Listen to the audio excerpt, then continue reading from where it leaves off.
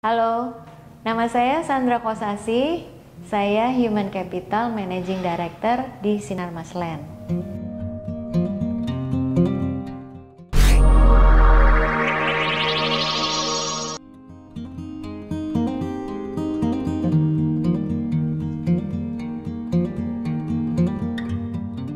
Best talent itu adalah talent yang menurut definisi Sinarmasland cocok buat kita. Jadi bisa aja bukan tipe yang cocok di startup atau cocok di tempat yang lain, tetapi cocok buat kita. Jadi secara values masuk, secara kinerja masuk, dan akhirnya bisa berkontribusi dengan baik. Itu best. Gitu.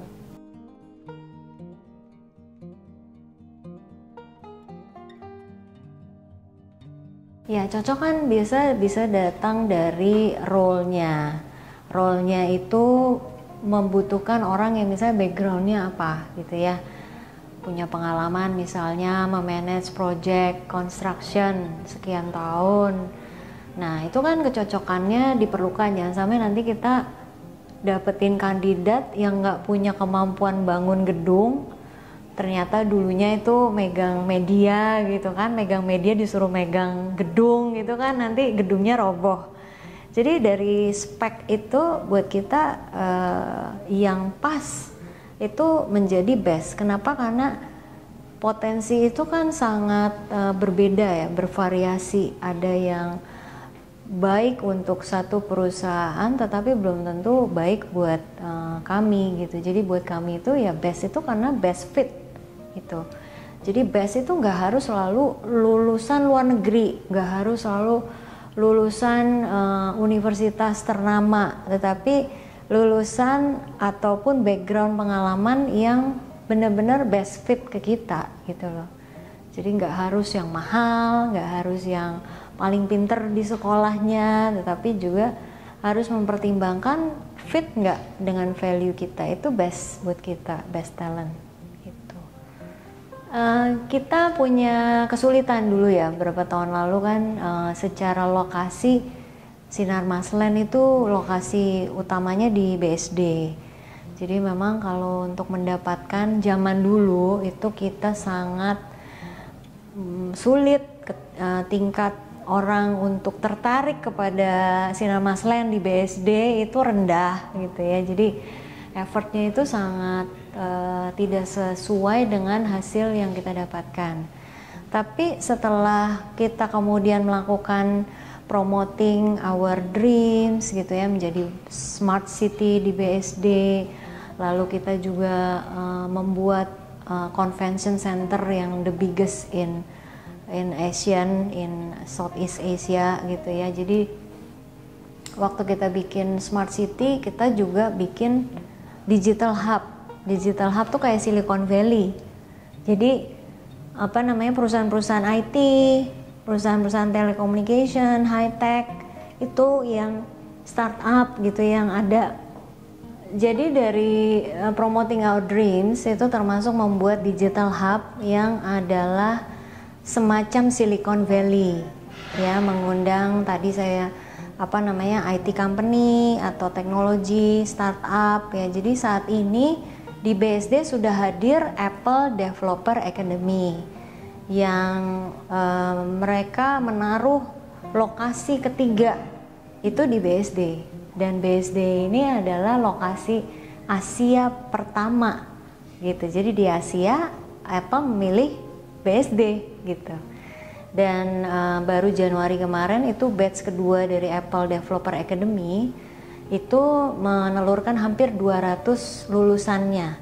Jadi di training oleh mereka sendiri dan kerjasama dengan BINUS selama 10 bulan itu hampir 200 graduates itu sudah lulus kemarin, lalu habis langsung diambil beberapa startup dan telecommunication dan perusahaan-perusahaan besar. Gitu. Jadi selain dari si Apple sudah hadir, Huawei juga sudah hadir, MyRap, lalu ada Clue, ada perusahaan-perusahaan besar lainnya seperti Orami atau Purwadika yang menjadi sekolah coding gitu ya. Jadi dengan cara kita membuat mimpi seperti itu, lalu si BSD ini menjadi tempat para teknologis, geeks gitu ya. Jadi kita mempunyai branding yang lokasinya ini tidak bisa ditemui di tempat lain. Jadi kalau property developer lain itu mungkin cuma bangun gedung, apartemen, office, perumahan. Kita bukan cuma bangun itu, tetapi membangun daerah dan kawasannya itu kawasan yang sangat unik gitu. Terus selain dari tadi mempromote our dreams, kita juga membranding kita punya nama. Karena mungkin orang taunya PT BSD, tapi nggak tahu Sinarmas Land itu yang punya BSD gitu ya. Punya Duta Pertiwi, ITC, itu semua di bawah manajemen kita. Tapi nggak tahu itu ternyata Sinarmas Land juga ya kan. Punya kawasan industri, punya hotel, punya restoran, punya office building gitu. Jadi itu semua membranding kembali bahwa si BSD Duta Pertiwi itu adalah Sinarmas Land. Itu memang makanya mungkin di sinema gitu ya, ada beberapa bulan iklan kita masukin tentang Sinarmas Land gitu. Terus kita bikin event-event besar di tempat kita, ICE, ada acara buku, ada pameran mobil, ada konser band, ada dari Korea, ada dari Amerika gitu ya, terus run dan lain-lain. Itu semua tujuannya supaya orang tahu Sinarmas Land gitu. Dan yang ketiga yang gak kalah penting ya tentunya kita mengenhance ininya channel-channel rekrutmen. Jadi kan kalau tadi gimana sih cara mengetracknya? Ya sekarang orang pada digital, jadi pakai sosmed gitu ya. Kalau dulu kan Jobstreet, LinkedIn, apa-apa gitu. Kalau sekarang kita mulai pakai komunitas tadi, Apple, ada coding school, ada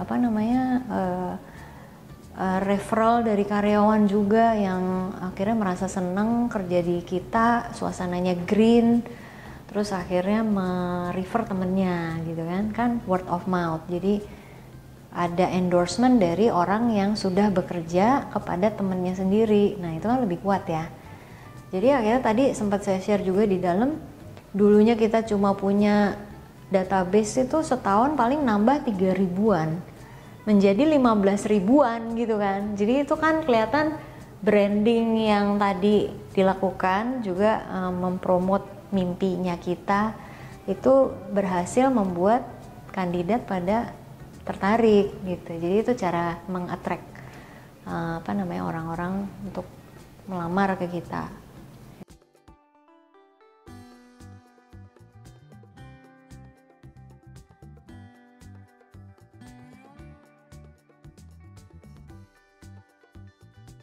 Mungkin dalam persaingan yang sekarang yang adalah talent market ya. Jadi kalau dulu kan company atau employers market, sekarang menjadi employees market atau talent market.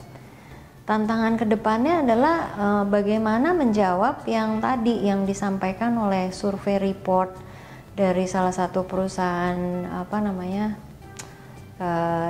CV database lah gitu yang terkenal ya, LinkedIn.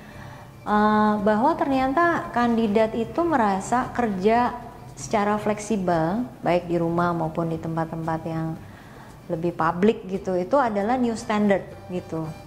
Terus ternyata juga bahwa bekerja itu tidak hanya untuk dapat uang, tetapi bekerja itu harus ada satu kecocokan dengan culture-nya.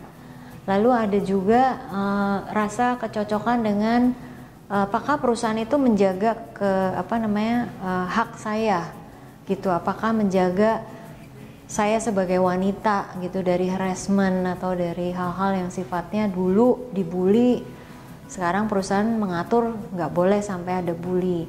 Seorang ibu hamil boleh misalnya menyusui misalnya, kemudian diberi tempat untuk menyusui. Itu kan hal-hal yang ke depan menjadi standar baru.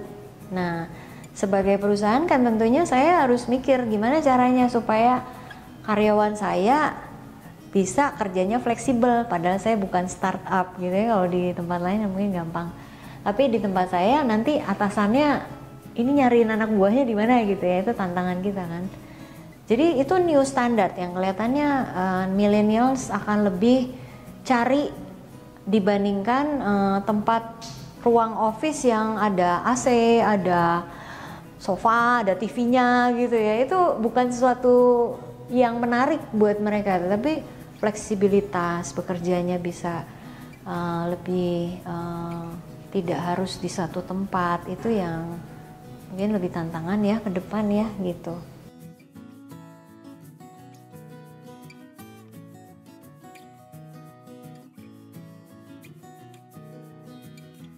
Kalau tidak mendapat best talentnya karena spesifikasinya tidak ditemukan secara umum, biasanya kita akan cari dari dalam dulu. Jadi dari dalam itu kan paling nggak sudah biasa dengan environmentnya, sudah biasa dengan prosedurnya gitu ya. Itu kita akan cari dari dalam. Tapi sebenarnya itu dulu, build talent from within, baru nyari dari luar. Tapi kalau misalnya nggak dapetnya itu karena fleksibilitas yang nggak ada atau apa ya, itu bisa dibuat yang baru supaya jangan sampai karena masalah internal kita tidak mendapatkan the best talent, ya kan? Jadi sesuatu yang bisa di resolve secara sistem itu jauh lebih mudah daripada mendapatkan best talent yang nggak cocok di dalam gitu. Jadi kalau masalahnya adalah itu, berarti dari dalam kita cari. Tapi kalau masalahnya lebih kepada di sini nggak dikasih flexibility gitu ya, kita mesti berubah, karena nggak mungkin perusahaan 40 tahun lalu dengan perusahaan 10 tahun ke depan caranya sama gitu, nggak mungkin gitu ya. Kita kan nggak mungkin dulu kirim-kiriman surat pakai tukang pos, sekarang mau kirim email pakai tukang pos dulu gitu, padahal bisa nyampe ke sana langsung berapa detik ya kan. Kalau misalnya kita masih dengan cara tukang pos lagi kan kita nggak relevan gitu. Yang penting kan bisa membuat perusahaan berjalan lancar, operation mencapai tujuannya dan dengan best talent yang kita sesuaikan gitu. Jangan dibalik.